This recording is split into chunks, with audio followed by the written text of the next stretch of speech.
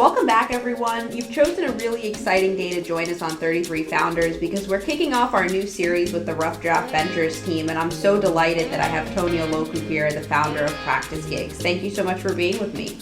Yeah, I'm excited. Toni, you have an extremely special journey leading up to the idea of starting PracticeGigs. Can you take us through some of the big milestones?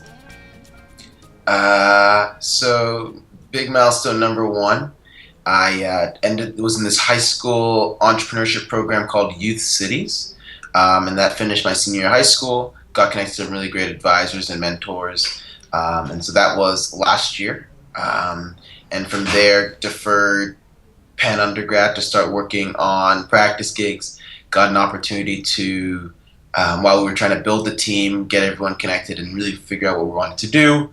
An opportunity to work on a early stage VC firm out in Boston. And then from there, we put together a team and really tried to launch a mobile app. And then of late, we've kind of found something, another adjacent market's really been working out for us, and it's been really great in the last couple months. So everyone says that the pitch for PracticeGigs is pretty amazing. Can you give us your pitch? The PracticeGigs pitch. I don't know. Right now, we take existing communities and we help them get connected for activities, right? So it's if it's finding someone to play tennis with, finding someone to play squash with, we can help you do that as long as your gym or community's already signed up with us. This came out of a few years ago, you working with an 8-year-old. You're a nationally ranked tennis player. Sure. And you were teaching him tennis. Can you tell us about that? Yeah. So I think it was I became a nationally ranked tennis player. I got to about 150 in the country with tennis, and the big thing I always saw was the way I improved was I was able to play with people better than me, and where we started with PracticeGigs was the idea that you would allow you to get connected and play with people that were better than you. Mm-hmm. But I just didn't know that I always wanted to help people out within my club, and I wasn't able to do that because I just generally didn't know the people who were there. So that was what we're trying to do right now by connecting the different tennis players and people within a gym and community, how it all integrates together. But at the first stage, it was really just if you want to play with someone better than you, we were going to be the platform to help you do that. And so now we've expanded to say you want to connect with anyone, we are the platform to help you do that. So. Before we really dive into PracticeGigs, I want to rewind for just a few minutes. You gave a great TEDx talk, and One of the insights that you said was if you thought if you listened to smart people, then you'd become smart too. Who are some of the people that you listened to and have shaped who you are today? Wow, that's a big question. It's your question. Yeah, it's true. That's something I'd really say. I've really been blessed.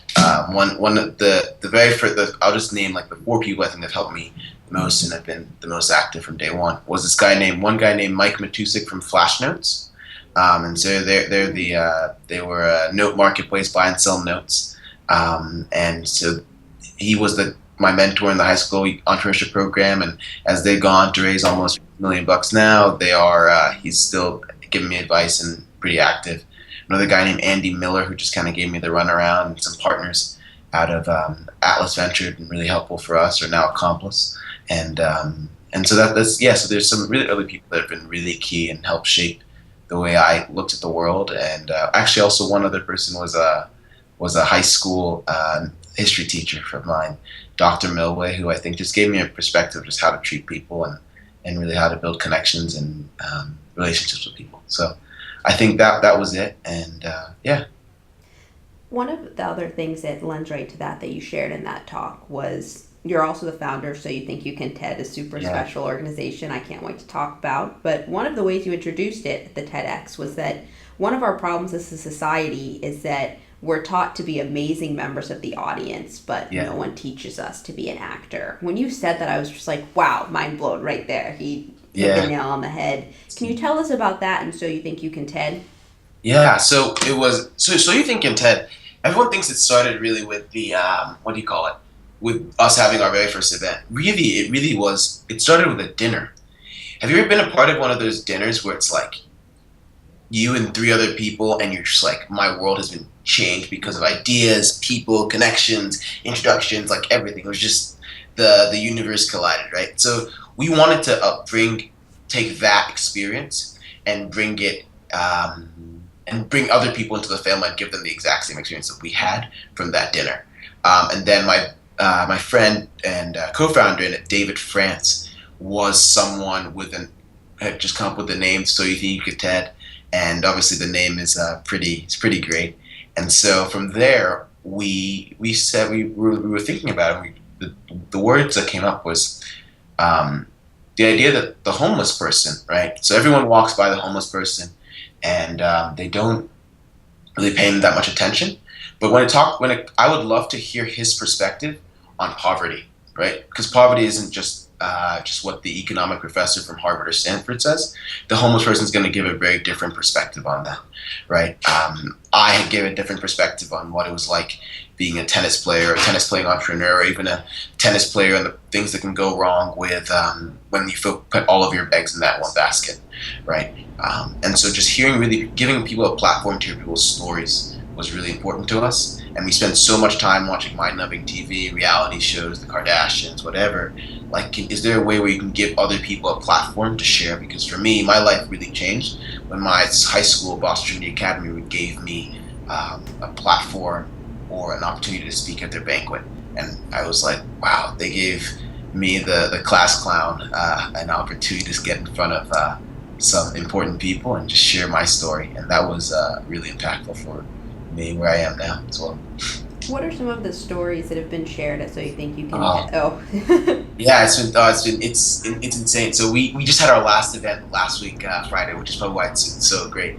And it's funny. So the very first event started with me and David trying to get we said we were trying to get 60 people in a room, and we messaged everyone we knew. We were begging people to come to the event. I left people locked outside in the rain because I forgot to open the door. Yeah, so like the first event was not pretty, but to go from that and then having 3 events later, now at our 4th event was at a baking company just last week. We sold out the event in 3 days. 150 tickets we sold, and then we let everyone in, and then we had at one point like another 100 people on the waiting list. So we had about 200 people signed up within like a few days, right? And so we didn't have to do any marketing because from the previous events, you were super engaged and excited to come to these ones. I'll talk to the last one from our last event because I can really remember that. One, my 3 favorite talks thus far have been, one person talked about, he had showed how his health, when he wasn't focused on his health, that had been how his body manifested like stress, right? And just how could we just focus on our health and how those little things end up making play out in huge ways. And he's like a health coach, and he was saying just like drinking a little bit more water, it can actually just change the way you operate in general. Wow. Another person was amazing. He talked about failure. And his experience was when the stock market collapsed, and he was a 26-year-old guy running pretty much managing a few $1 billion, and all of his picks went to zero. And and he was kind of out of a job, and all of the startups failed, and he gets to Harvard. He just talked about all these different failure events in his life, and just kind of what that's taught him and where he is now. And then one of my favorite ones was actually from my high school teacher. He was at the very first event, and his was about emotional truth. He says we have all these different types of truth. You have historical truth, which is stuff that happened in history. You have scientific truth, like the idea of gravity. But we never really put enough weight and emphasis now in today's world on emotional truth, right?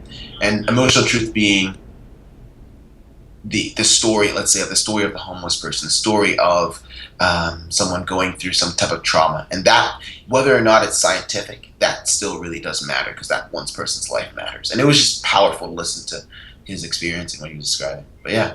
How can everyone get involved with that and follow your guys' work? Yeah. So we're now it's safe to say the event is here to stay, and we're now beginning to, if anyone's interested, we're about to host our very first about to host the very first remote event, actually one in Chattanooga, cool. Tennessee. And so we're allowing people, the real way we're trying to go this movement is allow anyone to host their own events.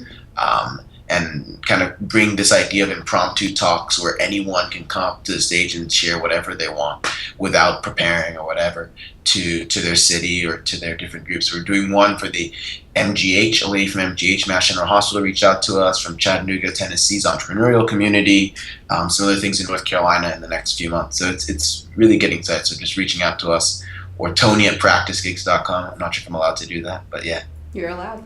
Sounds good. So I want to, as you mentioned, Practice Gigs, shift back to that. Yeah. And discuss your journey, from the beginning to meeting your co-founder, Matt. What was the catalyst of thinking, hey, he's a great fit for a co-founder? Yeah. So actually, I think my story was a little different probably than most people's, because I hadn't an idea. I had something I really wanted to pursue. And I knew most of it was I was actually just a tennis player. Like this time last year, I was playing tennis 5 hours a day, right? So I was a tennis player that had no experience in this and didn't know about tech until Steve Jobs died, right? So that was me. But I realized great teams are essentially just great people.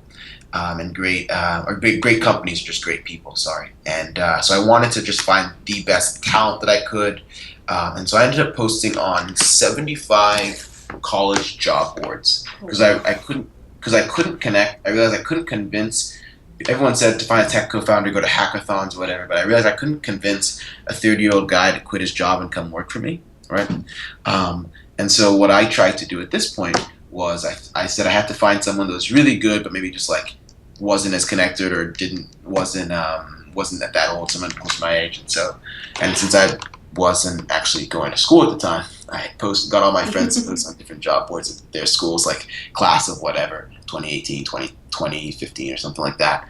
And so he ended up, he's a Harvard student, so that was kind of how that happened. And then of late, another guy, it seems like this is actually our best talent acquisition, another guy who's an amazing designer that's joined our team. And he was probably one of the biggest jumps in terms of the quality of everything for our entire company. Was this guy named Nick, and so he was a UI UX designer that he was going to get a really awesome salary from Amazon, and so I pretty much told him that you don't want to be selling books for the rest of your life, man. You should come join us, work with us, and so that's pretty much kind of where we are. So it's kind of him, and then another guy that sold his company to Yahoo. It's kind of that it was previously an advisor. It's coming on more and more full time now. So that's kind of where we are. That's amazing. And you guys are a little bit over a year and a half old, right? We are. Oh, it's interesting because I think I've had the idea for Praxis for a while, so this line is very blurred in my mind. Mm-hmm. Do I consider when we were just a Google Calendar spreadsheet, or when I was just playing tennis with people that were better than me? I'm not sure if that's Praxis or not. In actuality, from when the company got formed, less than a year. And when me and Matt got connected, it was probably still less than a year. And so now. And we just of late, since we started, since we really figured out what worked, and we're now everyone's coming on this thing much more full time, and everyone's getting as we're gearing up to raise this round of funding and all of that. It's been the last month or two, so it's been really good. This summer of late. When you think of what you want, especially noting that it almost feels like it's just this past summer that things really started getting going. It's been really, really quick. What do you want Practice Gigs to be in a few years when you grow up, so to say? Yeah. So I mean, one, I think I'm enthralled with the idea of I met an opportunity to meet the CEO of ClassPass, Payal, and I think it's an awesome idea. And something about this community that's meant a lot to me. The gyms, the sports club, it's community. It's a center for where people get connected, and realizing locations really are the core of how people meet and connect with each other. We'd love to be the way that allows everyone to get connected at a location. Everyone that normally goes to a place to get connected for different activities. So the place that allows you to find someone to pick up soccer, pick up basketball, find someone to play tennis with. Right? We want to be able to solve that problem, and that's really what we're going after. When it comes to that, one of the expansions, people have been super excited about you expanding into different elements, music, different sports. And one of the things that really stuck out to me was someone saying that they'd love your platform for video games. Do you ever envision that happening? No, so it's actually funny. So we're about to we relaunched it. We've kind of pivoted a little bit in the last couple months, but we've found that the first community that's actually testing it out was just like it's a really large co-working space in Boston. Actually, the first one ever got started, and so we launched it their ping pong table because they realized outside their weekly networking event, the ping pong table is the number one activity that connected their members. And then from there, we also did their what do you call it? The video game console, and that actually seemed turned to be like one of the largest and most Wow. active parts of the community, and the chess. So we were like, we didn't. People were using our platform for everything, things we didn't. We didn't. We were really surprised to find out.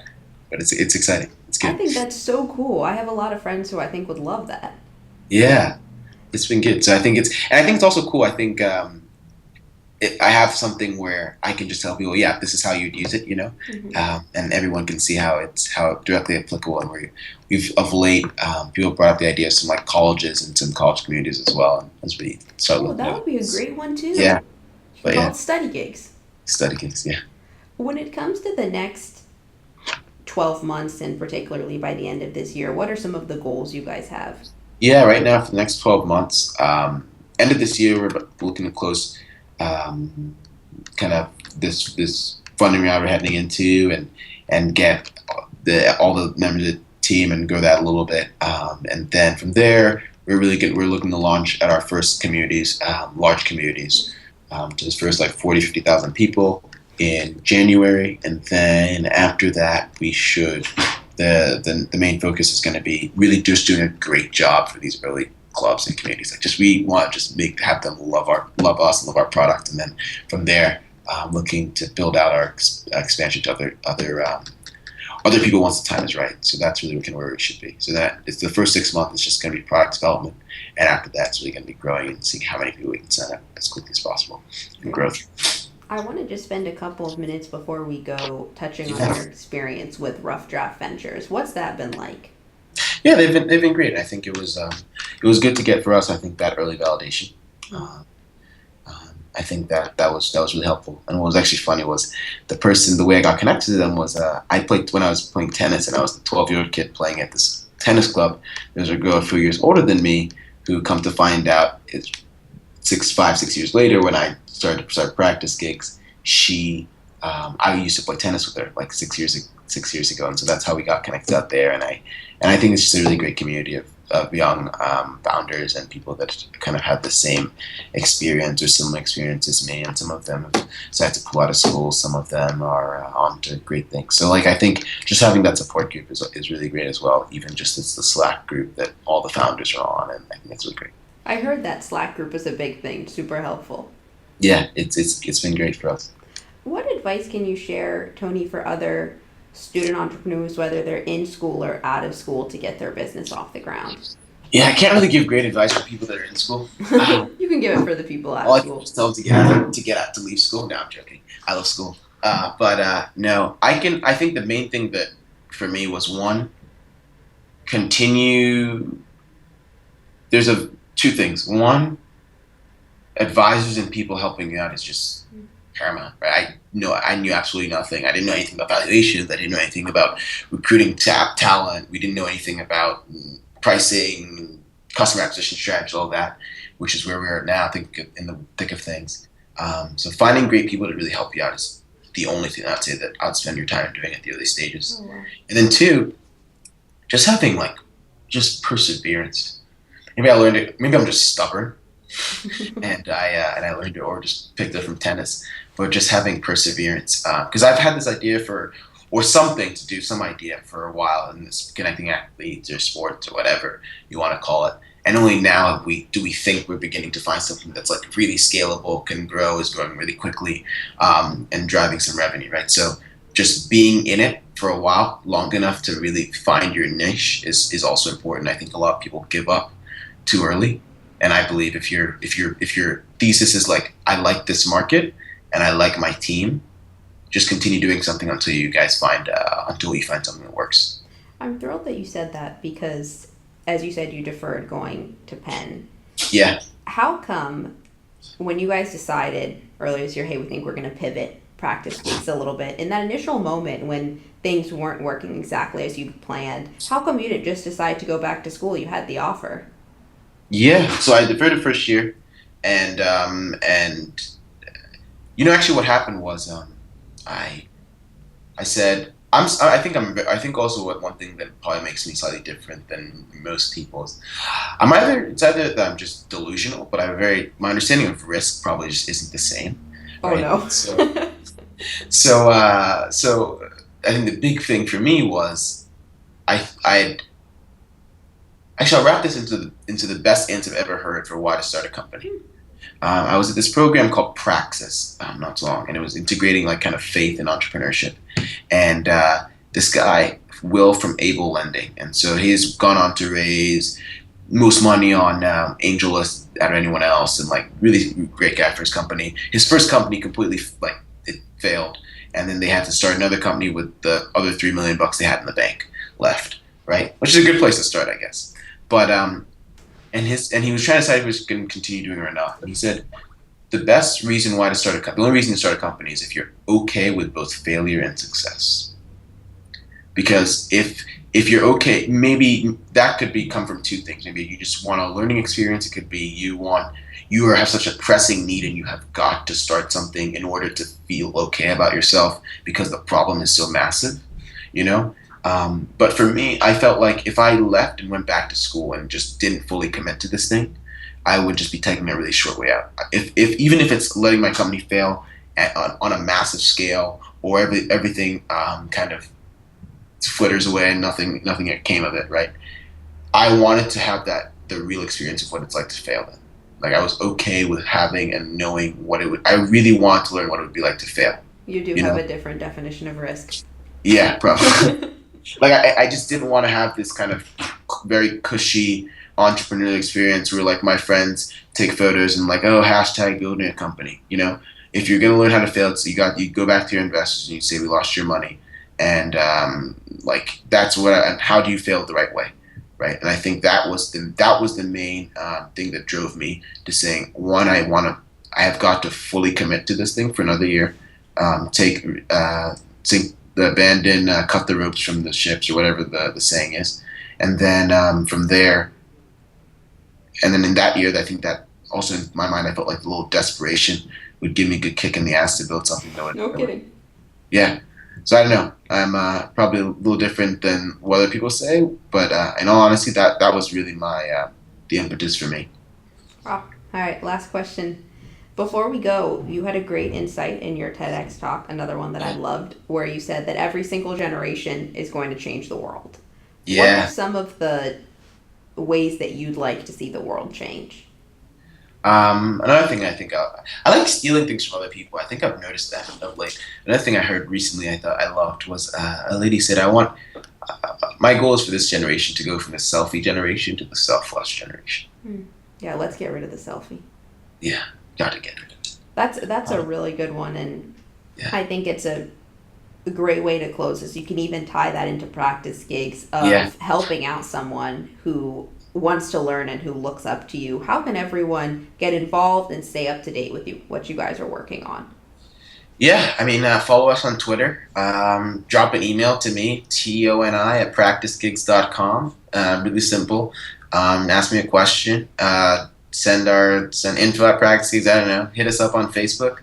We're young and agile at this point, and we're probably will be in some news sources pretty soon. So this is so that's pretty much it. Sounds great. Thank you so much, Toni.